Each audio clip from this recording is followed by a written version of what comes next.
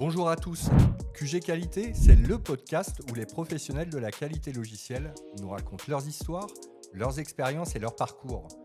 Je m'appelle Romuald Lenormand, je suis votre hôte pour ce nouveau numéro. Si vous êtes expert, débutant ou simplement curieux, l'objectif est de vous partager tous les aspects des métiers de la qualité. Cet épisode vous plaît? Alors abonnez-vous pour ne pas rater les prochains et partagez-le autour de vous pour nous aider à grandir. Très vite, en début de carrière, j'ai compris que les soft skills, c'était les compétences ultimes. Oui. Pourquoi? On sort d'école d'ingénieur, moi j'ai pas fait de l'alternance. J'ai découvert avec mes grands yeux vraiment le monde de l'entreprise et je me suis rendu compte que c'est un monde un peu dur, j'allais dire limite cruel, où j'ai vu des gens qui travaillaient dur, mais qui n'avaient pas la promotion, qui n'étaient pas valorisés. Et ceux que je trouvais qui délivraient moins bien, des fois, Mais qui savaient mais qui savaient communiquer. très bien communiquer. Et je me suis dit, mais attends, si j'arrive à être très bon opérationnel et que j'arrive à comprendre ces mécanismes de communication psychologique, apprendre à raconter une histoire, eh ben, ça peut être des bonnes choses. Dans ce nouvel épisode de QG Qualité, nous recevons Jean-François Frézy. Après avoir quitté son emploi il y a moins de 2 ans, Jean-François est passé freelance, mais pas seulement, il a construit tout un système autour, axé sur les missions, la création de contenu et une solide communauté. Aujourd'hui, il va nous expliquer son cheminement vers le soloprenariat et ce que cela implique. Mais avant tout, Jean-François, est-ce que tu peux te présenter? Déjà, bonjour et merci pour l'invitation, Romuald, Bonjour et pour Jean-François. la qualité de ton podcast. Donc, je suis content de faire partie de cette grande aventure de ton podcast. Encore une fois, merci. Merci à toi. Pour mon parcours, j'ai un peu plus de 20 ans d'expérience, beaucoup dans le monde du conseil et des sociétés de services, Ouais. comme on dit les ESN, où j'ai principalement fait de la qualité, du test de performance, et j'ai eu un parcours assez diversifié qui m'a permis de voir pas mal de choses. Notamment, D'accord. je suis passé une quinzaine d'années chez OSI, qui maintenant est devenu Randstad Digital, où j'ai commencé comme consultant, où j'ai fait des tests de performance, de l'automatisation, du test fonctionnel. Je suis devenu chef de projet, directeur de projet, j'ai piloté des centres de services, pour finir responsable d'une practice qualité et testing, où j'ai pu développer les offres et encadrer toutes les personnes qui faisaient du test. Ça représentait environ 200 testeurs dans l'entreprise, Ah oui, sur toute la France, sur 2 centres de services qui se trouvaient à la fois sur Marseille et sur Nantes, plus des fois des projets nearshore, offshore auxquels j'ai pu participer. Donc c'était une belle expérience. Après, j'ai eu l'opportunité de partir dans une société de services spécialisée dans le quality engineering en tant que directeur et responsable de la practice quality engineering, qui d'accord. s'appelle Werin Group. Donc c'était une très belle expérience avec un niveau d'excellence sur une petite structure très impressionnante sur les consultants, Ok. un niveau d'exigence très important des clients. Ça dure à peu près 2 ans. Et puis, je suis maintenant à mon compte, comme tu l'as dit, solo-entrepreneur et pas vraiment freelance, mais je pense qu'on aura l'occasion de développer le sujet Ouais. par la suite de notre échange. Du coup, tu as répondu à ma deuxième question, parce que tu as bien détaillé ton parcours, c'est génial. Justement, tu as parlé de soloprenariat, c'est vraiment, moi, cet aspect-là que j'ai envie de creuser avec toi aujourd'hui. C'est une manière d'entreprendre un peu inédite, je trouve, moi, dans la qualité logicielle. On va retrouver ça parfois dans le marketing, mais très, très peu dans la qualité logicielle. Qu'est-ce que ça signifie pour toi, le soloprenariat? Comme tu dis, moi, je me suis beaucoup inspiré de ce que j'ai vu dans d'autres secteurs d'activité. Je me suis toujours intéressé, notamment au marketing, à la communication, parce que j'ai créé des offres par le passé. Mhm. Et en fait, quand cette aventure s'est terminée, je me suis dit, qu'est-ce que je fais? Est-ce que je repars dans l'aventure d'une société de service où je cherche un poste de Head of QA dans une startup scale-up ou un grand groupe, avec les avantages et les inconvénients que ça peut avoir, notamment les inconvénients, c'est souvent des postes qui vont être basés en Île-de-France. Moi, j'habite Oui. dans le sud de la France. Compliqué en termes familial de pouvoir se projeter, Oui, tout à fait, avec du euh, présentiel ou pas. avec beaucoup de management et beaucoup d'énergie. C'est pas que j'aime pas ça, mais je me suis dit, qu'est-ce que moi j'aime le plus faire? Si je devais créer une structure, qu'est-ce que je ferais? Est-ce que je ferais quelque chose qui se rapprocherait du conseil à une ESN, ou j'essaie de faire des choses un peu plus opérationnelles, qui sont de conseiller, former, auditer, rendre autonomes les équipes. Et j'ai eu l'habitude toujours comme je suivais beaucoup de consultants, d'avoir plusieurs contextes, plusieurs projets différents. Et je me suis dit, est-ce que finalement, je ne peux pas reproduire ce modèle-là à mon compte? Et je trouvais que le modèle solopreneur me correspondait, c'est-à-dire, contrairement au freelance et d'avoir un seul client toute l'année, à environ 218 jours à l'année, sécurisé, mais quand même dépendant. Je me suis dit, j'ai une opportunité d'essayer parce que on s'est séparés à l'amiable et j'ai France Travail, et je le dis en toute transparence, ça me Mhm. laisse l'opportunité d'essayer ce nouveau Oui, modèle oui, tout à fait.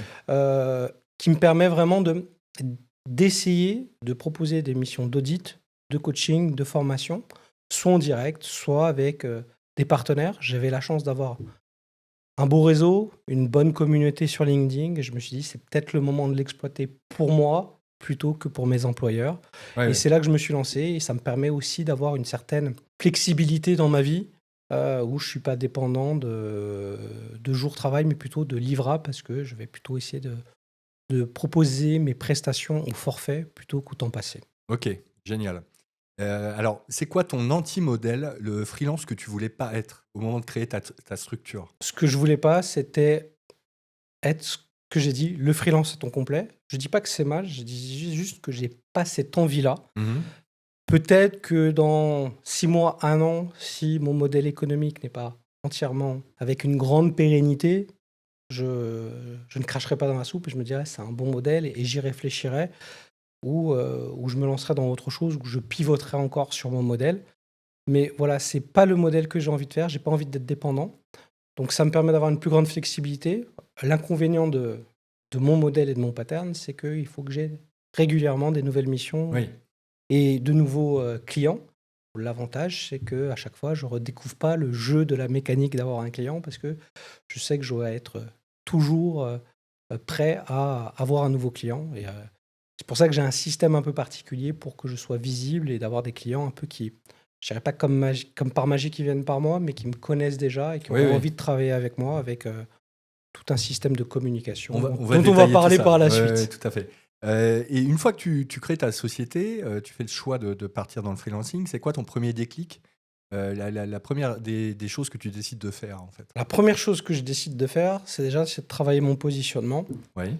Et je suis Travailler ton offre, quoi. travailler mon offre, et en plus, il y a quelque chose qui m'oblige à le faire, c'est que au moment où je me sépare, genre quelques jours après, le gouvernement décide de ne plus avoir de gouvernement et il lance de nouvelles élections. Et il ne se passe rien pendant 6 mois de l'année. Une petite instabilité politique, C'est ça, compliquée, pour tout, les entreprises, voilà, autant que pour que pour les les consultants. les consultants. Et donc ça m'a obligé à travailler mon positionnement, à savoir ce que je voulais faire. Et donc j'ai dit, ben, je vais créer une newsletter en plus d'un blog, je vais créer un podcast avec l'envie de créer une chaîne YouTube. Et ce que ça, j'ai fait après, d'ailleurs récemment, parce que c'est un peu plus compliqué, tu sais de quoi je parle. Oui, oui. Et ça m'a permis vraiment de dire qu'est-ce que je veux vraiment proposer comme service et le faire. J'ai commencé à travailler aussi sur de la formation parce que j'avais le temps, et j'ai proposé de la formation à un grand public à des tarifs accessibles pour Mmh. que je puisse proposer quelque chose qui me semblait qui n'existait pas, pour devenir vraiment un leader dans la qualité logicielle. Et je Très dis un bien. leader et pas un QA lead, pour pouvoir proposer des choses, être force de persuasion, donc savoir vraiment c'est quoi une stratégie de test, de l'automatisation, des bonnes pratiques, et surtout ben, les soft skills qui vont avec. Ouais. Savoir convaincre, savoir raconter une histoire, savoir écouter, savoir faire ça aussi en entretien, parce que c'est pas tout d'avoir un bon CV, il faut savoir convaincre, et je pense qu'aujourd'hui c'est encore plus important. Oui, oui, tout à fait. Les soft skills sont aussi, voire plus importantes que les hard skills. À chaque fois, j'essaie de travailler dans les formations qu'après j'ai essayé de proposer à des entreprises, de mettre ça en place. Et en général, les retours sont positifs. Donc ça m'a vraiment permis de le mettre en place et OK, d'avoir quelques clients après, au bout de 6 mois, en vraiment B2B et pas en B2C. génial. Et à quel moment, qu'est-ce qui a fait que tu t'es dit, «Je veux pas uniquement dépendre des missions qu'on me propose»? Toujours. Dès Dès le le début, départ? enfin, au moment où on est séparés, j'ai réfléchi à ce que je voulais faire, et je me suis dit: «J'ai vraiment cette opportunité de jouer le jeu, de tenter, de faire quelque chose qui me ressemble, que j'ai envie de faire». Je ne savais pas si le marché était prêt Ouais. à avoir quelqu'un qui soit en ponctuel, qui est de temps en temps et qui est pas en temps plein. Je sais qu'il y a des gens qui me disaient: «Bah, moi, je cherche un temps plein». Oui, oui, c'est ça, Je c'est cherche un particulier. manager de Mmh. transition qui reste là pendant 6 mois, mais qui soit là quasiment tous les jours. Je sais que j'ai eu ces réflexions-là. Il y en a qui m'ont dit oui, c'est vrai, qu'on voudrait quelqu'un en temps plein, mais on a besoin de faire un audit avant. Est-ce que tu peux faire l'audit et nous aider à trouver quelqu'un par la suite, et nous mettre en contact avec ton réseau? Donc il y a des choses qui ont avancé, il y a des choses que j'ai essayé de faire et que j'ai vu qui étaient beaucoup plus concurrentielles. Voilà, donc je dis, bah, je ne vais pas le faire, mais j'essaie de faire un truc où je suis un peu niché. Oui. Si je veux faire quelque chose, il fallait que ça soit quelque chose qui montre que je peux apporter plus de valeur que n'importe qui d'autre. Je ne dis pas que d'autres personnes ne peuvent pas le faire, mais qu'il y ait cette confiance qui dise Jean-François va nous apporter une solution au point de douleur qu'on a, il va essayer de nous aider là-dessus. C'est ça que j'essaie de faire. Il y a des gens très talentueux dans le monde de la qualité, Oui, et tout il à y en fait. a beaucoup, et heureusement. Ok. Mais après, il faut le démontrer opérationnellement pour continuer à avoir des recommandations.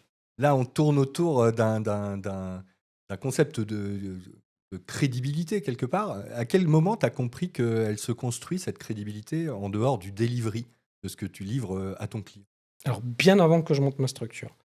Déjà, quand j'étais chez Ozzy et qu'ils voulaient monter des offres spécialisées et plus être une boîte considérée comme généraliste, mais avoir vraiment des verticales très fortes. Donc, la qualité en faisait partie. Mhm. Donc, j'ai dit, il faut construire une image autour de la qualité. Et le meilleur moyen de faire de la qualité, c'est de prendre un stand à la JFTL et de proposer une conférence. Et de le Ok. faire tous les ans. Parce que une image, c'est pas juste un one-shot. Ça se Oui, construit sur ça se travaille. 2, 3, 4, 5 ans. C'est du long terme. Et le but, c'est d'avoir de la visibilité, couplé avec du blog, couplé avec d'autres personnes et pas être tout seul pour incarner tout ça. Donc, j'ai vite compris que c'était intéressant. Et je suis toujours curieux de voir les autres activités autour du test et en dehors du test et d'apprendre donc tout ce qui va être un peu marketing, tout ce qui est un peu Oui. communication, tout ce qui va être offre.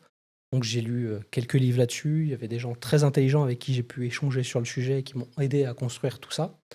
Et j'ai vite compris que ça, c'était intéressant. Très vite, en début de carrière, j'ai compris que les soft skills, c'était les compétences ultimes. Oui. Pourquoi? On sort d'école d'ingénieur. Moi, j'ai pas fait de l'alternance. J'ai découvert avec mes grands yeux vraiment le monde de l'entreprise et je me suis rendu compte que c'est un monde un peu dur. J'allais dire limite cruel, où j'ai vu des gens qui travaillaient dur, mais qui n'avaient pas la promotion, qui n'étaient pas valorisés. Et ceux que je trouvais qui délivraient moins bien, des fois, Mais qui savaient un peu mais qui savaient communiquer. très bien communiquer.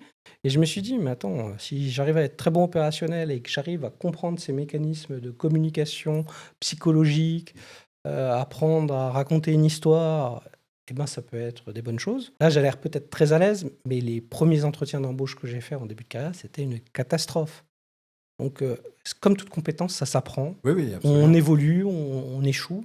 Et c'est vraiment là, si je remonte vraiment à la genèse, je pense que c'est dès le début de carrière que j'ai appris. Après, je me suis construit autour de tout ça en disant, il y a du delivery, il y a de l'opérationnel, mais il y a autre chose qu'il faut regarder. Il faut que j'ouvre mes chakras, ma curiosité, que ce soit technologique, en termes de management, en termes d'humain, tout simplement.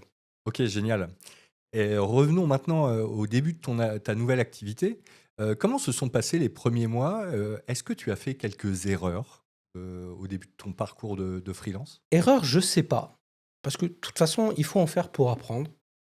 Comme je te dis, j'ai essayé certains positionnements. J'ai vite pivoté D'accord. sur des choses. Je pense qu'il y avait des gens qui étaient plus crédibles que moi, meilleurs, peut-être sur des choses plus techniques. Ok. Donc, j'ai pas l'impression d'avoir fait des erreurs. J'ai surtout été contraint par par ces 6 mois où c'est rien passé en France. Et je Ouais. me suis dit, bah là, il va falloir quand même que je me suis posé des vraies questions, de dire Oui, est-ce que ça oui, va oui. marcher ou pas.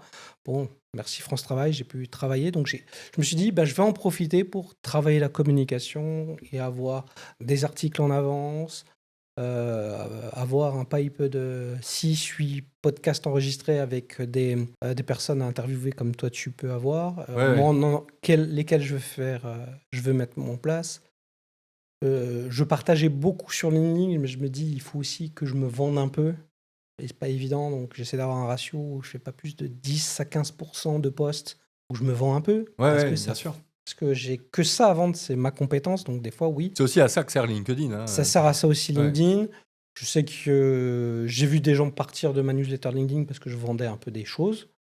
C'est pas grave, mais le but, moi je pars du principe qu'il faut donner pour recevoir. Donc je partage énormément. Des fois, on a le droit de pas être d'accord avec ce que je dis ou la façon Oui, de le dire. Et absolument. peut-être que j'ai commencé à développer un sujet que je ne maîtrise pas entièrement. Il y a des gens plus compétents que moi qui remettent ça en cause. Et tant mieux, parce que moi aussi, je vais apprendre. Et Oui. je trouve que c'est ça le plus intéressant. C'est rentrer dans des sujets que tu ne maîtrises pas pour te mettre un petit peu en difficulté. Ouais, tout à fait. Alors moi, là, ça me parle parce que c'est ce que j'adore dans l'IT, effectivement. C'est ça. Donc c'est génial. Ok. Et comment tu définirais ta différenciation aujourd'hui en une phrase? Si je fais appel à toi, qu'est-ce que j'obtiens? Moi, je dirais que c'est de vouloir rendre les équipes autonomes. Oui. Ok. Et dire que après que je les ai aidés, accompagnés, coachés, qu'ils n'aient pas besoin de moi. Si je D'accord. dois rester 3 ans sur un projet, je considérerais Que c'est un échec. que c'est un échec. Ouais. Après, ça peut être quelque chose d'énorme où il y a plein d'équipes à accompagner et peut-être qu'au fur et à mesure, j'accompagne d'autres équipes. Mais ça voudra dire quand même que j'ai pas réussi à transmettre ça en interne pour qu'ils puissent le diffuser. Ça, c'est vraiment ce que je veux faire, c'est rendre autonome. Et je me dis, ben, en plus, c'est super intéressant parce que ça m'oblige à avoir plein de contextes différents et d'apprendre encore plus vite. Donc tu es vraiment sur le pilotage, sur le management, sur l'opérationnel, en termes de système et de process quelque part. Alors, management du système, pas de management des personnes. Dans Oui, mon oui. système, je ne vais pas être là-dessus. Mais oui, tout ce que j'essaie de faire, j'essaie de le rendre systémique. Ok. De me dire, je peux le faire pour aller pas forcément plus vite, mais pour qu'à chaque itération, ça sera encore une meilleure version de ce que j'ai pu proposer avant. Ça, D'accord. c'est vraiment mon objectif. Quand tu es face à un client, quelle preuve le rassure le plus? Est-ce que tu sais à peu près aujourd'hui, avec un peu de recul, qu'est-ce qui fait qu'il signe ou à contrario, qu'est-ce qui fait qu'il ne signe pas? Je pense que la plupart du temps, il signe parce qu'il me connaît déjà. Oui. Il me suit sur les réseaux, ou il est abonné à ma newsletter, ou il a vu mon podcast. J'ai eu un audit parce que un CPO, donc un responsable produit, Oui. avait écouté un de mes podcasts où j'avais invité une responsable produit. Donc, j'étais sorti un peu de... On parlait de qualité versus produit. Ouais, ouais. Et ça m'a amené un lead. Donc oui, quand on connaît, c'est beaucoup plus facile d'être dans l'échange. Et après, ben, j'essaye de m'intéresser à ces problématiques et à poser des questions plutôt que de me vendre absolument sur ce que j'ai fait. Regardez, je fais des conférences, j'ai Ouais, écrit ouais, un donc livre. c'est un échange. C'est plutôt un Tu fais échange connaissance que... avec le client, Ouais. c'est ça? Je pense que le côté un peu fame et briller, il existe autour. Ça sert à rien d'en rajouter. Si tu as besoin d'en rajouter pour le faire, je pense pas que ça soit propice à une bonne relation personnelle ou professionnelle. Et comment justement tu choisis tes sujets? Est-ce qu'il y a des choses que tu acceptes et d'autres que tu refuses, par exemple, par rapport à des propositions clients? C'est vrai qu'il y a des choses un peu particulières qui peuvent arriver où on sent que le feeling ça matche pas, Ouais. où clairement on dit ben c'est bien, j'aimerais bien que tu fasses un audit, mais moi le but aussi c'est de voir qui est compétent, qui est pas compétent et qui je vais Ouais. garder ou pas. Donc là, on repasse sur le management de personnes, du coup. Ouais, et on passe sur quelque chose où j'ai pas envie d'être la caution euh, de, de décisions qui sont déjà prises. Ouais, tu serais le freelance coupeur de tête un peu. Voilà, et ça peut arriver parce qu'on se rend compte qu'il n'y a pas une adéquation entre certaines personnes et qui vont prendre cette décision-là. Et ce genre de mission-là, tu Mais refuses. en général, je refuse, ou sinon j'ai commencé et je découvre qu'après. Ah Et là, oui. ça peut arriver. Et là, on dit, ben moi, mon devoir de conseil, c'est de vous dire ça, sur ça, libre à vous de prendre les bonnes décisions. Ouais. C'est Ok. pas mon rôle de... Voilà. Vous voyez, quand on est sur une mission et que on voit bien que les personnes tournent au fur et à mesure des entretiens, qu'elles disparaissent, on sent qu'il se passe un truc Qui voilà, était pas très clair dès le qui départ. n'était pas très clair dès le départ. Donc au début, voilà, on parle avec une personne, la personne n'est plus là, il y en a d'autres personnes. Ça peut arriver. Ouais. Mais globalement, en général, j'ai envie de dire, dans le monde de la qualité logicielle et même de la tech, c'est pas un monde de gros méchants. Non, non, c'est Moi, vrai. de ce que j'ai vu, après, chacun pourra dire qu'il a vu des trucs atroces. Mais globalement, s'ils sont là, c'est qu'ils veulent faire grandir leurs équipes, veulent faire autrement, même dans un contexte qu'on essaye toujours de faire plus avec moins. Ouais, Donc bien sûr. ça aussi, j'essaye d'aider et de dire bah, comment on peut le faire. On peut automatiser, on peut mieux travailler pratique. L'IA, on en parlera certainement. Oui, Il y a oui, tout ça qu'il faut voir, mais être à l'écoute. Et après, moi, j'écoute beaucoup mon feeling. Si ça ne matche pas, j'y vais pas. Je dis, ben, ça va pas le faire, je le dis gentiment. D'accord. Mais voilà. Très bien. Alors là, c'était sur la partie mission, freelance, donc audit, expertise ou coaching même. Et sur la partie création de contenu, qu'est-ce qui a changé depuis que tu as des actifs publics tels que, on en a parlé tout à l'heure, ta newsletter, tu as parlé aussi, tu as un podcast, j'ai moi-même eu l'honneur d'être invité dessus. Et je te remercie pour ça. Tu assistes et tu donnes des conférences. Tu as même rédigé, il n'y a pas très longtemps, un livre sur des questions pour préparer l'ISTQB. Qu'est-ce qui a changé depuis que tu as tout ça en plus? C'est vrai que je communique un petit peu avant, je faisais déjà des conférences, mais là, j'ai vraiment accéléré. Ce qui change, c'est, je dirais pas qu'on me prend dans la rue, qu'on dit: On «Eh, te je te voit connais», partout. mais on me voit dans ceux qui sont connectés, forcément, je Oui. communique beaucoup, on me voit beaucoup, mais je vois quand je vais à des événements de la qualité logicielle, les gens me reconnaissent, ils me Ouais. posent des questions, ils me disent: On est venu aussi pour vous voir», pas que pour moi, heureusement. Ça flatte toujours un peu l'ego, mais ça c'est un peu, malaisant quelque part parce que, j'ai pas fait ça pour ça, mais ça fait plaisir, on va pas se Ouais. mentir et surtout, ben, ça me permet, des fois de donner des conseils à des gens qui prennent ou qui prennent pas lorsqu'ils me le demandent, hein, en C'est ça, tu général. me disais, on te contacte sur LinkedIn parfois pour de telle ou telle problématique. Ça m'est encore arrivé pas plus tard que cette semaine, on m'a dit, «Ah, j'ai un sujet, est-ce que tu aurais 30 minutes pour prendre avec moi?» En général, je trouve toujours un moment. Il y a quelqu'un qui m'a demandé si je pouvais faire du coaching individuel. J'ai dit: «Je ne le fais pas, mais je peux prendre 1 heure pour échanger sur ta problématique et voir comment je peux t'aider». Ah oui, c'est sympa. Personne qui voulait, un poste de QA lead, qui avait un entretien, qui voulait être, voilà, bien préparé. Ouais, ouais. Oui, je le fais. Voilà, Ok. je me dis, Toujours le fait de donner. pour recevoir, tout Ouais, à ok, fait. ok. Tôt ou tard, à un moment donné, j'ai envie de dire, ça va Il y aura un tourner, en renvoi ma d'ascenseur. faveur. Ouais, Oui, pas ok. forcément directement sur cette personne, tu vois? Je suis pas stratégique à ce point-là, mais je fais confiance, peut-être un peu trop à ma bonne étoile là-dessus.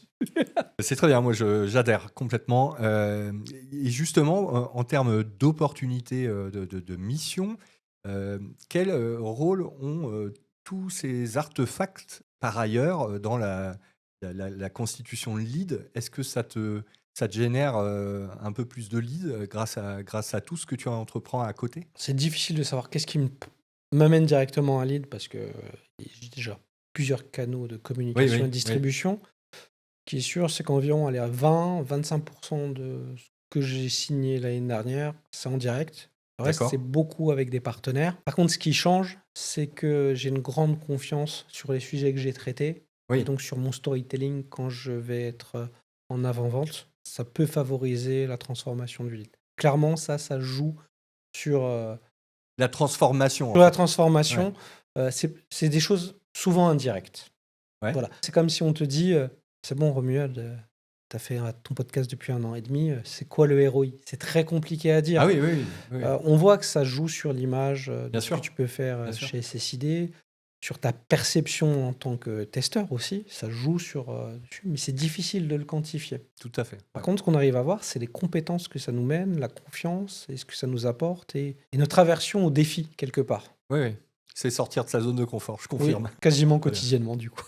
Et dans ton système, ta newsletter, comment elle se place, par rapport à tout ça? Ah, c'est vraiment un artefact qui cumule les autres médias. Ouais. À part LinkedIn, qui Ça est peu à centralise part, tout, quoi. ça va centraliser. Si tu as loupé un podcast, une vidéo ou, euh, ou un article que j'ai fait, Mmh. il est forcément mis dedans, donc tu vas Ouais, le OK. recevoir, il y aura un lien dessus. En général, je mets 3 challenges à relever par rapport aux éléments que j'ai mis dedans. Il y a peut-être certaines conférences, certaines chaînes YouTube ou podcasts que j'aime bien, que je Ouais. partage. Personnellement, je suis abonné, hein. Personne, merci.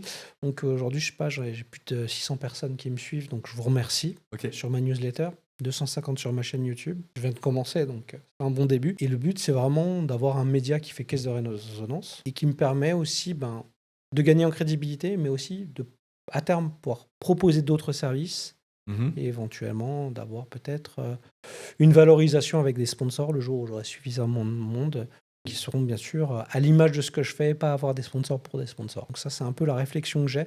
Une fois de plus, c'est comment essayer d'avoir une monétisation qui va être pas forcément liée au temps de passé. C'est pour ça Ouais.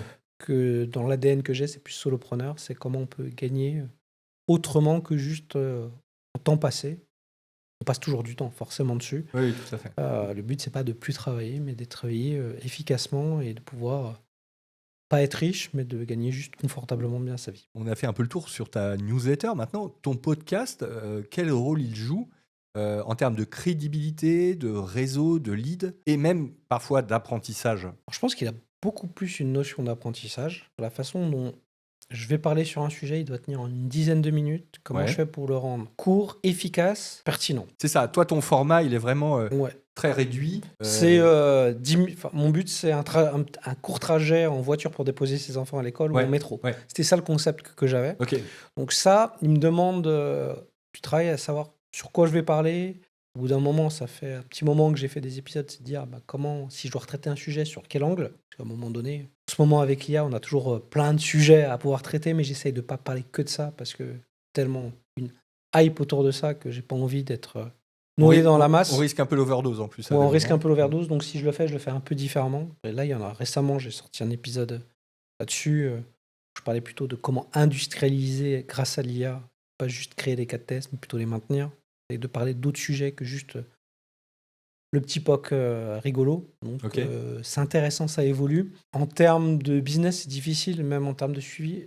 Ouais. Tu veux que je te dise, je regarde quasiment pas mes métriques sur les podcasts parce que c'est une D'accord. niche dans une niche. Je dois avoir peut-être 300 personnes qui sont abonnées. Et encore, tes abonnés, tu vois que ceux de Spotify.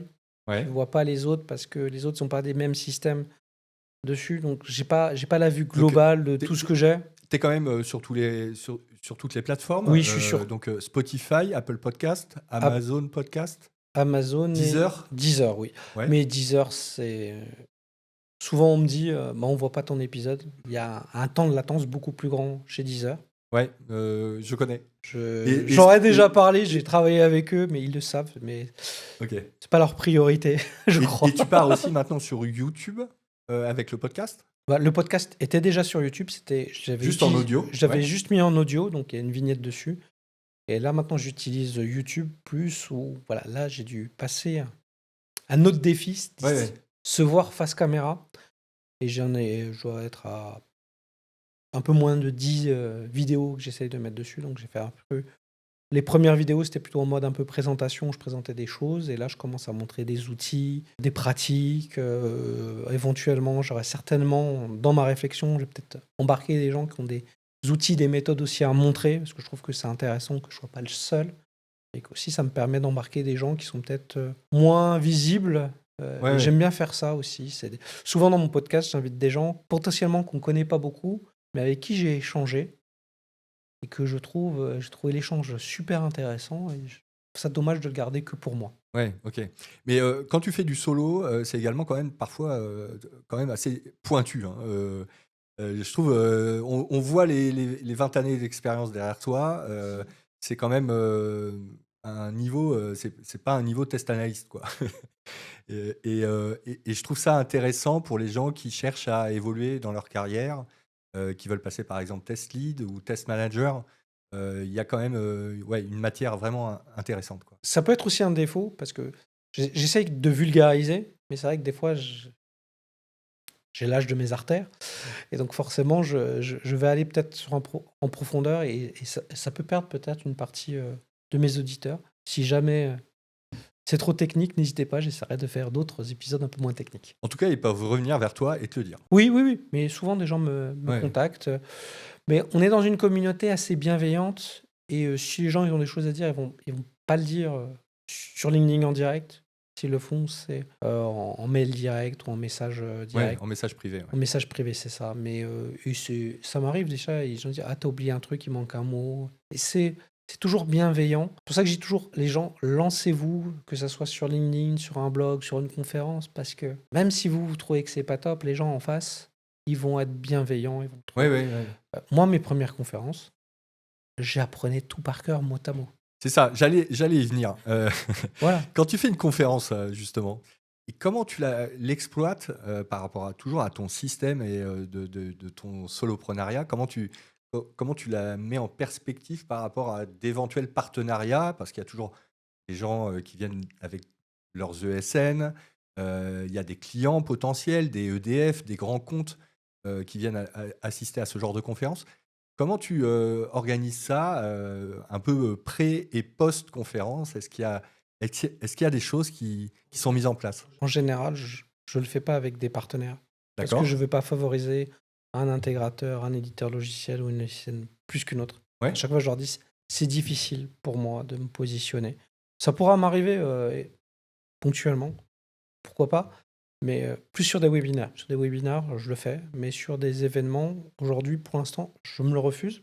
Euh, J'essaye de le faire soit tout seul, soit en binôme avec des gens qui n'ont pas encore fait des conférences aussi pour leur mettre le pied à l'étrier. Je l'ai fait avec Fatima Zahra l'année dernière à la JFTL, Ah oui, je me rappelle. qui est quelqu'un d'exceptionnel. Et je me suis dit, faisons-le ensemble. Et c'est incroyable pour une première. Et puis, la façon dont j'ai appréhendé les conférences ont évolué entre ce que j'ai fait il y a 6-7 ans et maintenant. Ouais. Les 2 premières conférences que j'ai fait, la première, j'étais chez Amadeus. Pour ceux qui ne connaissent pas, c'est un GDS. C'est eux qui fournissent toutes les réservations en Europe des systèmes aériens. D'accord. Tout ce qui est Air France et compagnie. Une boîte très anglophone.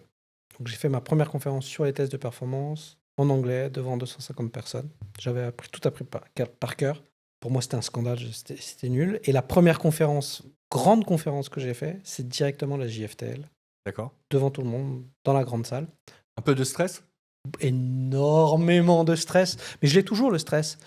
Je connaissais quelqu'un qui prenait des cours de théâtre et son prof lui disait: oh, t'inquiète pas, le stress, ça viendra avec le talent. Ouais, ça m'avait marqué, mais je pense que si on n'a pas le stress, c'est là qu'on va totalement se foirer. J'accepte maintenant que je vais dire des choses qui vont peut-être pas être parfaites, comment je voulais les dire, mais ce que je veux, c'est faire passer une émotion et raconter une histoire. Donc en général, maintenant, je connais très bien mon début, très bien la fin.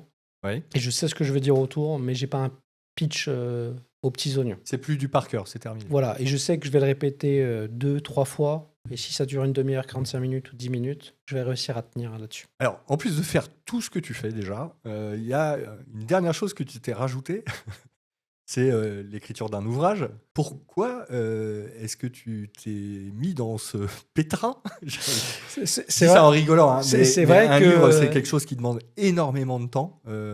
Raconte-nous tout. j'ai saisi l'opportunité qu'il n'y avait pas trop d'opportunités de mission Ouais. pour me dire, bah, tiens, je vais essayer d'écrire un livre pour aider les gens à passer la nouvelle certification STQB V4, pardon, qui a comme spécificité de regrouper l'ancien syllabus Foundation Oui, et celui de l'agilité. tout à fait. Très très gros. Avec une autre spécificité. C'est un merge, quoi. Ouais. L'autre spécificité que met l'ISTQB, c'est des questions, comment dire, entre guillemets, un peu à la con. C'est toi qui l'as dit. Voilà, c'est mon point de vue, mais où c'est des questions pièges, c'est plus une question sur le français Ah oui, oui, oui. et sur du vocabulaire Avec des doubles négations. qu'il faut savoir. Et je me suis dit, ok, j'ai déjà accompagné des gens à passer la certification avant qu'ils passent. Comment je pourrais mettre dans un livre les questions qui pourraient se poser, comment j'y répondrais. Donc le but, c'était d'écrire 400 questions, très ambitieux, peut-être trop, au moment où je me suis lancé, et de dire pour chaque question, j'ai une réponse qui explique pourquoi c'est la bonne réponse et pourquoi ce n'est pas la bonne réponse. Oui, Comme ça, c'est comme si en fait il y avait un peu le formateur en face de toi qui pouvait t'aider à bien répondre à la on question. décrypte, quoi. On essaie de décrypter. Ok. Je ne sais pas si j'ai entièrement réussi l'exercice, ceux qui ont lu le livre, de me le dire. Donc c'était un vrai challenge. Et après, j'ai essayé de le vendre aussi en auto-édition pour voir un peu ce que c'est un mécanisme de vente. Ouais. Donc, j'en ai pas vendu énormément, j'en ai offert pas mal à des gens. Cette année, je vais essayer de le proposer en format papier avec un éditeur D'accord. pour pouvoir le proposer. Il y a pas mal de monde qui aurait aimé avoir le format papier. Donc le but, c'est aussi de le proposer sous un autre format. Parce que pour l'instant, c'est que électronique. Pour l'instant, c'est que électronique. Ok. Donc ça a ses avantages, c'est qu'on peut le gérer de partout. Ouais, L'inconvénient, c'est qu'il y en a qui n'aiment pas lire le format électronique. tout à fait. Ouais. Donc, et en plus, j'en fais partie, même si je lis sur les deux formats, mais c'était un choix pour éviter de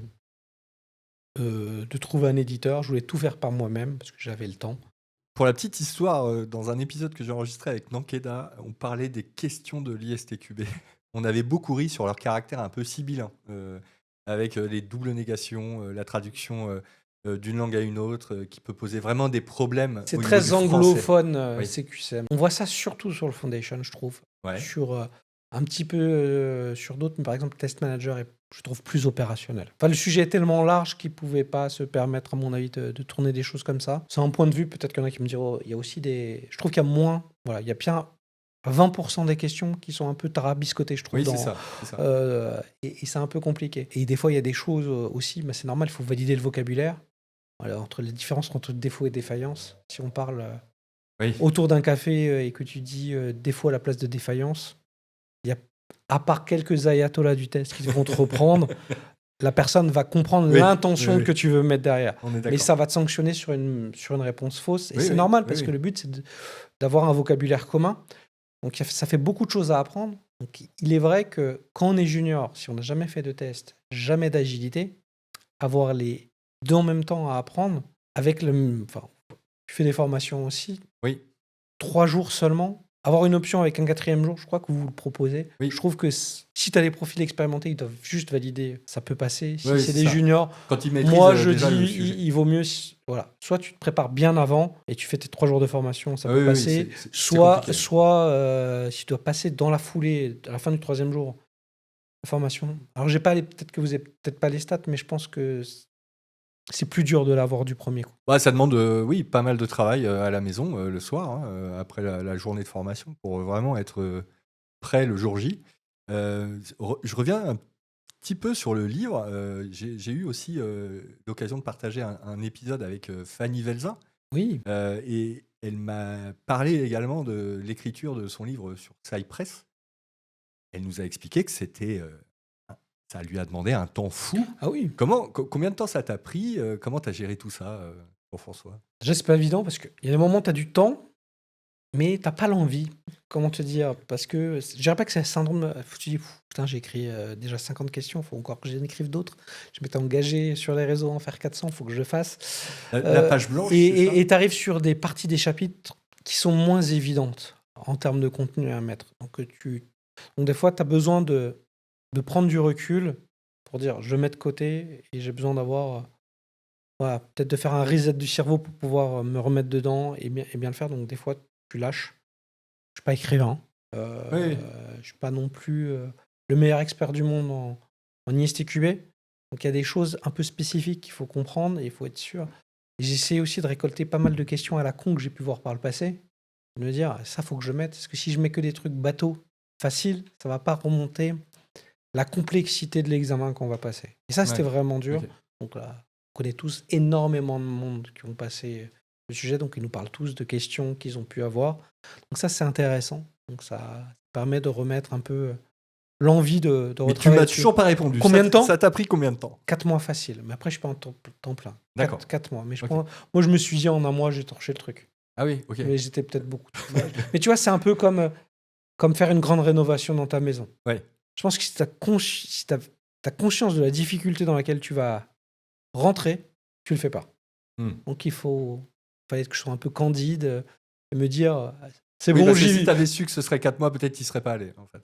C'est ça? Ouais, et puis voilà, et puis le plus dur c'est la fin, tu vois. Faut tout relire, Ouais. relire, s'assurer que c'est pas du n'importe comment.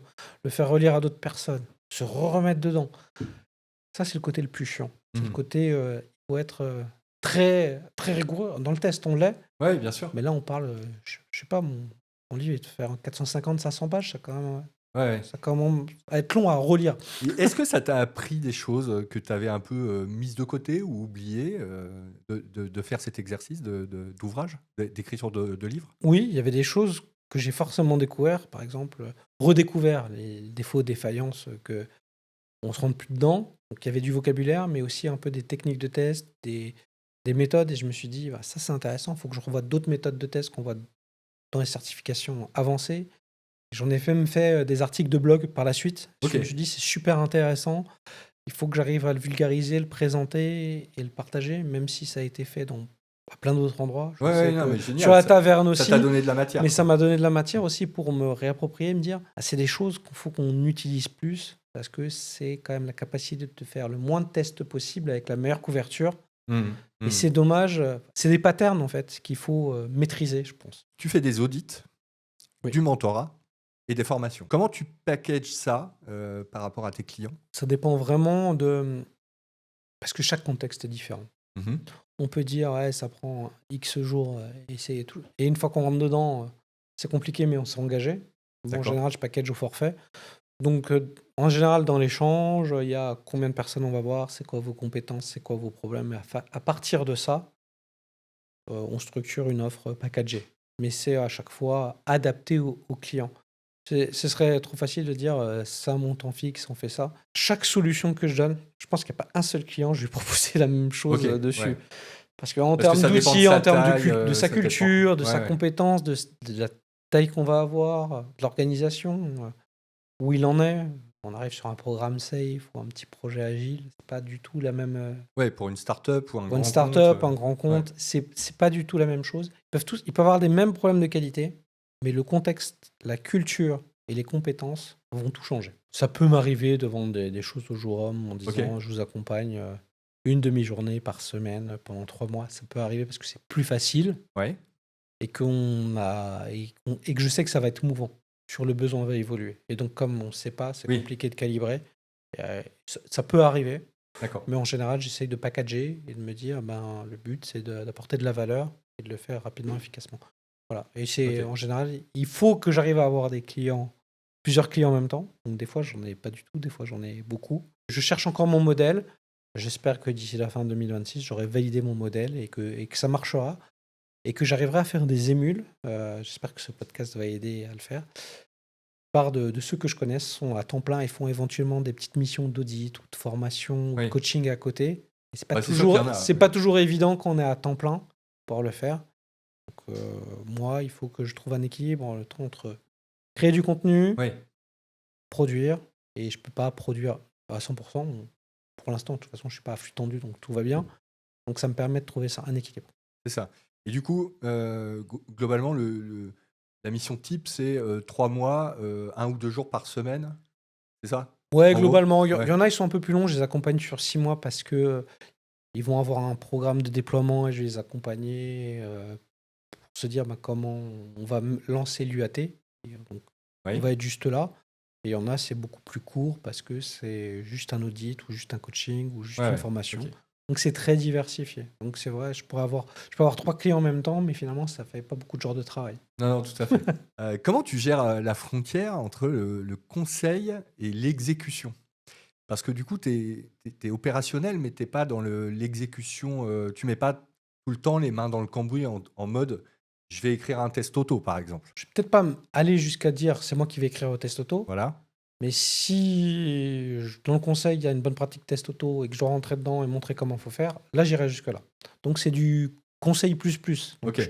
je suis conseil, à un moment donné, il faut rentrer dedans et dire, moi, je ferai pas comme ça, je le ferai comme ça. Tu ouvres un peu le capot, Et quoi. j'ouvre le Ouais. capot, on est obligé, parce qu'à un moment donné, il faut descendre. Et je suis obligé, on regarde sur l'automatisation, je demande le code et je vois s'il respecte certaines bonnes pratiques. Et malgré ça, ils me disent, on respecte les bonnes pratiques. Si je vois que la maintenance, elle est pas bonne, parce que on va remonter les jeux de données, est-ce que les flux bougent toutes les 4 minutes, la disponibilité des environnements, et là on voit où est la vraie cause racine du problème. C'est hétérogène les pratiques. Il y en a qui font du record replay, il y en a qui font les bonnes pratiques, mais malgré ça, l'écosystème est compliqué. Voilà. Quand on arrive et qu'on dit, écoute, tu avais 500 tests, il y en a 250 qu'il faut jeter à la poubelle parce que tu n'as pas de stratégie de jeu de données sur ces 4 tests. Ça t'est déjà arrivé? Ça m'est déjà Ok. arrivé. Ça m'est déjà arrivé. 6 mois de travail jeté à la poubelle de ce qu'il avait fait avant. Donc voilà. Ah oui, chaud. Ça fait environ entre 40 et 50 000 euros sur le prix d'un consultant en France. Et en plus, parfois, L'automatisation, c'est pas que scripté. Ouais, ouais, tout à fait. C'est pas toujours nécessaire d'en avoir le plus possible, quoi. Oui, oui, oui. C'est pas ce qui fait leur qualité, quoi. Je pense que ça doit pas être le postulat de départ. Il faut avoir quelque chose où on a les bonnes pratiques, on sait bien le faire, on sait bien sélectionner, et après, on peut avoir de l'ambition. Et il faut pas mettre la charrue avant les bœufs.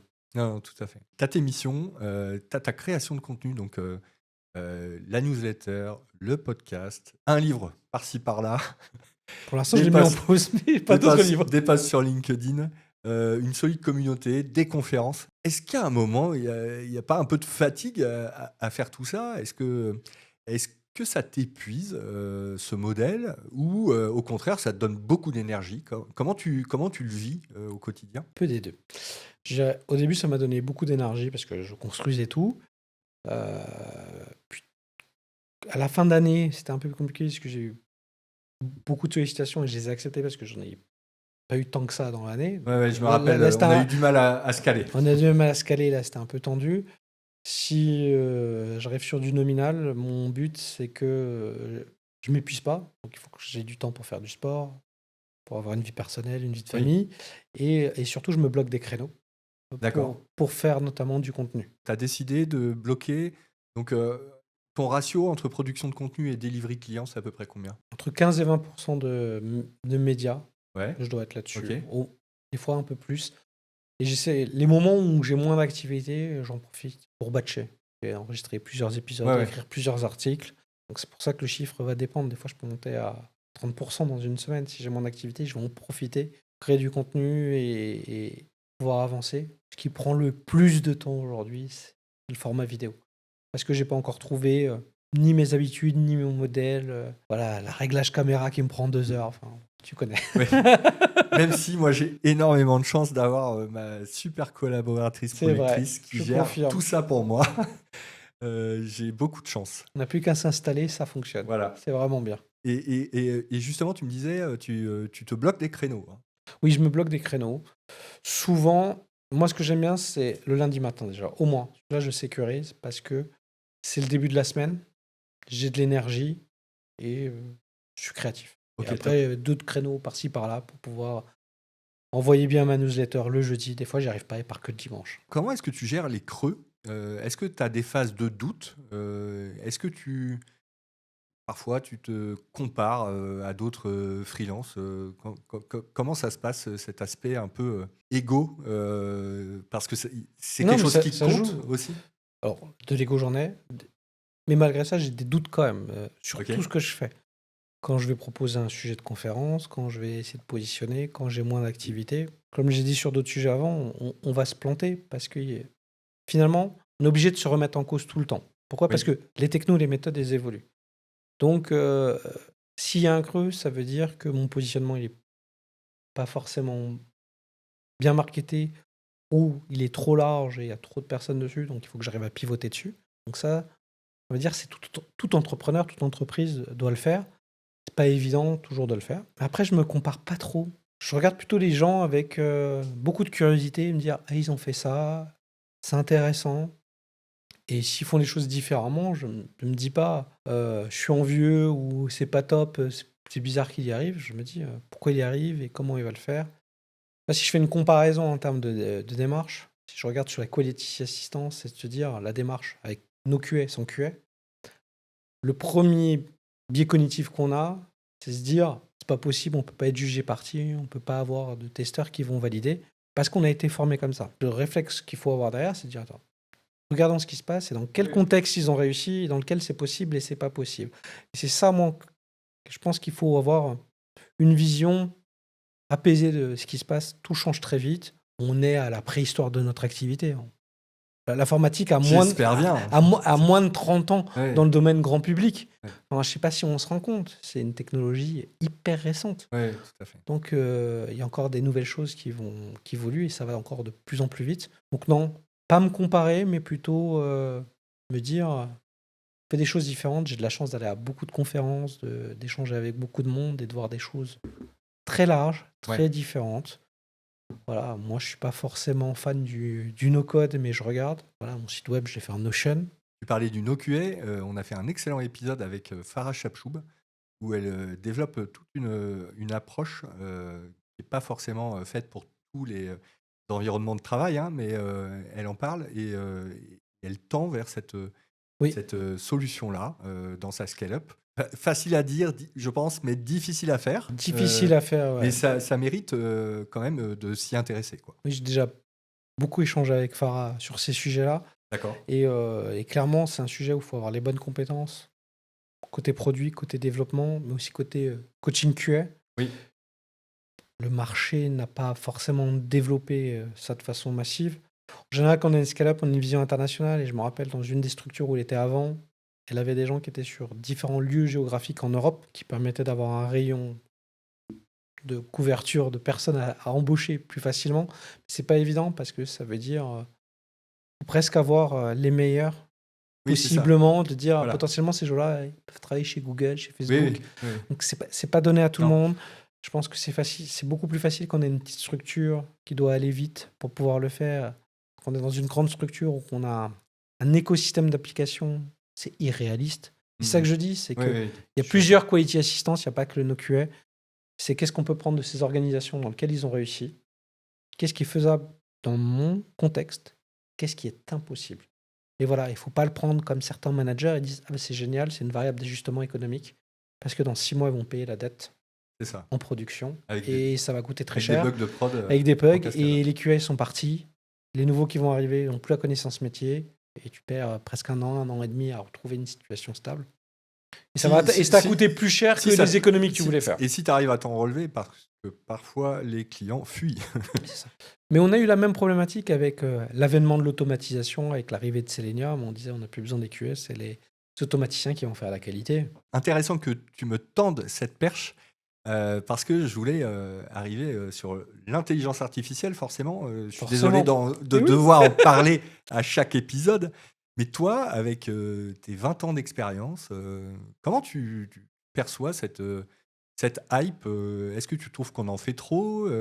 Est-ce que tu penses que ça va faire pchit? Est-ce que ça a un vrai potentiel? C'est quoi ton point de vue sur l'IA? Alors moi, j'ai une ambivalence dans ma... Voilà, je suis un peu schizophrène dans ma tête sur l'IA. Je pense que c'est une super opportunité parce que ça fait des choses incroyables. Et avec l'arrivée des agents IA, c'est encore voilà, MCP, tout ça. Tant qu'on a des seniors, j'ai envie de dire, ça se passera bien. Le jour où on va laisser l'IA faire les choses toute seule, qu'on n'a plus de juniors qui deviennent des experts, ça va être compliqué. C'est ce qui se passe aujourd'hui. La barrière pour les juniors est compliquée. Oui. On recrute plus que des gens qui ont 4-5 ans d'expérience. Donc, à un moment donné, ça peut être plus compliqué. Parce qu'on va en arriver là. Je trouve que c'est une super opportunité pour moi en termes de business, pour me positionner là-dessus, pour apprendre, pour faire des choses plus vite, plus efficacement, plus fort. Mr. Jekyll et Mr. Hyde, ils me disent mais dans 10 ans, est-ce que j'aurai encore du boulot? Peut-être moins avant. Ouais. Ça va à une vitesse. La qualité du code qui est des fois développé m'interroge. Oui. Ce qu'on est capable de faire. Il y a un an, je t'aurais dit, même pas peut-être 6 mois, je t'aurais dit l'automatisation avec l'IA, c'est pas mieux que de faire du record replay. Ouais, d'accord. Puis Playwright et MCP, ils sont arrivés et là, j'ai fait OK. Bon, quand même. OK, là, il y a un vrai truc. Tu peux lui dire de créer en page object, de faire des choses. Voilà, c'est intéressant. Tout ce qui est possible. Ouais. Ce qu'on se disait, c'est de la science-fiction il y a quelques mois, devient presque possible aujourd'hui. Je dis presque. Oui, oui. Mais qu'est-ce que tu penses, je me permets de te couper, Vas-y, je m'excuse. Hein. C'est comme chez toi. Hein. Qu'est-ce que tu penses du fait que dans beaucoup d'organisations, on va utiliser l'IA, énormément de POC, de Proof of Concept, sont réalisés, mais on dépasse assez rarement le stade du POC. On fait plein d'essais, il y a plein de choses concluantes qui sont faites, mais on industrialise à rien. Et l'autre problématique que j'ai vue dans certains posts LinkedIn de personnes que je suis, surtout outre-Atlantique, eux, ils disent qu'ils se sont mis à utiliser l'IA à fond les ballons, pardonnez-moi l'expression, et les coûts en requête par rapport aux derniers modèles les plus chers ont explosé. Je parle de personnes qui ont consommé peut-être $3 000 en une semaine de travail avec l'IA. Donc, comment on s'en sort dans cette situation, quoi? Les coûts vont peut-être modérer ce qu'il en est. Faut oublier quand même qu'il y a des grandes boîtes d'IA qui sont en train de créer des centrales nucléaires. Donc à un moment donné, on va payer la note. Oui. Tout le monde dit le coût baisse, mais à un moment donné, peut-être que la barrière d'entrée aujourd'hui est pas chère, mais quand il y aura moins d'acteurs, les prix vont augmenter parce qu'on va tous être dépendants de ce système-là. Moi, j'en sais rien. Peut-être que les prix vont continuer à baisser, peut-être que ça va exploser, parce que finalement, ça coûtera moins cher qu'un ingénieur en Europe ou en Occident. Je ne sais pas. Par contre, sur ton autre question, sur on ne dépasse pas le POC, je pense qu'en France, on aime bien avoir du monde, faire des réunions. Contrairement, moi, je vois certains projets qui sont de l'autre côté de l'Atlantique avec qui j'ai pu travailler. Les Américains, c'est plus, allez, on essaye et s'il faut avoir 3-4 fois moins de personnes, au pire, on rembauchera et on le fera. C'est les conclusions de l'enquête de la JTI. Oui.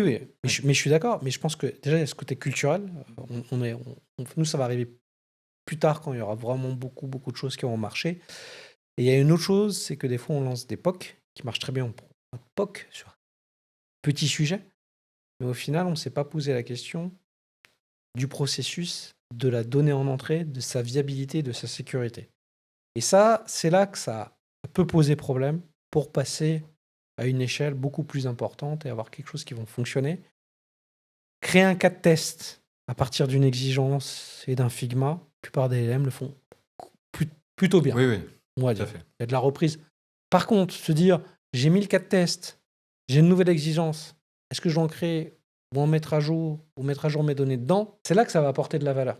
Oui, tout à fait. Et c'est là qu'il faut travailler ces processus, dire est-ce qu'on est bon, est-ce qu'on peut avoir du contexte, est-ce qu'on peut mettre de l'agentic, du N8N, tout ce qu'il en est dessus. Là, je pense que c'est... Moi, je vois des projets en France qui travaillent sur ces sujets. Je pense que d'ici la fin de l'année, on aura des retours d'expérience qui vont être intéressants. D'accord. Est-ce que ça peut aller beaucoup plus vite que ce qu'on pense? Oui. Après, voilà, il y a des projets, il y en a qui ont beaucoup d'argent pour faire n'importe quoi. Ça sert à certains éditeurs, ESN, c'est la loi du marché. On tente et on marche pas. Peut-être que voilà, trop d'argent dans l'IA, moins dans d'autres sujets. C'est la hype. Mais moi, je reste persuadé du potentiel. Ça reste Ok. quand même une Je partage ça. Une Je suis d'accord avec toi. maturité encore à développer. Les modèles vont extrêmement vite. Mhm. Et comme je te dis, moi, je me dis, est-ce qu'on aura encore vraiment besoin de nous? Un Claude écrit aussi bien, voire mieux, du JavaScript qu'un ingénieur qui sort d'école d'ingénieur qui a appris le JavaScript. Oui. Sur des choses basiques, hein. Mm. Pas sur... Tu fais faire un coding game, il a 80 ou 90% de bonnes réponses à chaque fois. Merci Jean-François, je crois qu'on a fait le tour. Demain, si un auditeur a envie de se lancer un peu à ta manière, tu lui conseilles de commencer par quoi? Déjà, il faut savoir quelle est sa valeur et qu'est-ce qu'il peut apporter pour pouvoir vraiment, j'ai envie de dire, la valoriser et la structurer dans une offre pour pouvoir le mettre en place. Et une fois qu'il s'est posé ces questions-là, il peut me contacter, on peut aussi échanger dessus, qu'il me contacte sur LinkedIn et avec grand plaisir, je discuterai avec Ok. lui ou elle. Et je pense que plus on sera nombreux sur ce positionnement, plus ça crédibilisera aussi ce que j'ai fait. Et ce que j'espère, c'est qu'on appellera plus souvent des experts pour résoudre des problèmes que d'être présent en réunion. Tout à fait. Est-ce que tu aurais des conseils de lecture, des podcasts, des contenus à regarder pour notre audience? Moi, je suis plein de choses, mais si je reviens sur les soft skills, je dirais Comment parler en public de Dale Carnegie. C'est un livre que j'ai lu D'accord. il y a une vingtaine d'années. C'est un tout petit livre qui se lit très très vite. C'est quelqu'un qui a créé des universités sur de la vente et de la communication aux États-Unis. Et il a fait d'autres livres qui parlent autour de la communication, c'est comment se faire des amis. C'est toujours quelque chose autour du business. Et en fait, il part du concept que la vie, c'est raconter des histoires. Et qu'à le voir pourquoi on a tous Netflix, pourquoi on va au cinéma, pourquoi on regarde Disney ou Prime Video. C'est parce qu'on aime les belles histoires. Donc c'est ça, c'est comment on raconte une histoire pour convaincre. Voilà. Moi, je trouve que s'il y a un livre à conseiller dans les soft skills plutôt que plein d'autres livres, celui-là, il est facile, efficace. Et après, bien sûr, il y a je vais citer La Taverne, ton podcast, forcément. En ce moment, je suis plus chaîne YouTube, donc j'aime bien regarder. Il y a pas beaucoup de chaînes YouTube françaises dans le test. Oui. Il y en a quand même quelques-unes. Il y en a une que je peux vous recommander, c'est peut-être celle de Fodécicé, Zotomatise, qui est basée sur l'automatisation. Donc, pas mal de sujets, pas que sur l'automatisation, Cypress et Playwright, mais il parle aussi de N8N. Je trouve Oui. que c'est super abordable. Donc voilà, j'en profite, je connais bien. Ça marche. Je lui fais sa pub. Mais voilà, moi je peux qu'encourager surtout d'autres personnes à créer sa newsletter, son blog et à communiquer sur LinkedIn. Parce que plus on sera nombreux, plus la qualité sera présente dans nos projets. Ce sera le mot de la fin. Merci Jean-François. Merci Romuald. Cet épisode de QG Qualité touche à sa fin. Un grand merci à celles et ceux restés jusqu'au bout. Partagez le podcast autour de vous s'il vous a plu et courez nous mettre 5 étoiles. Retrouvez les actus de SSID Testing Agency sur notre site internet ssid.fr. Cet épisode est disponible sur YouTube et toutes les plateformes de podcast. Les informations se trouvent en description. À très vite pour un nouvel épisode.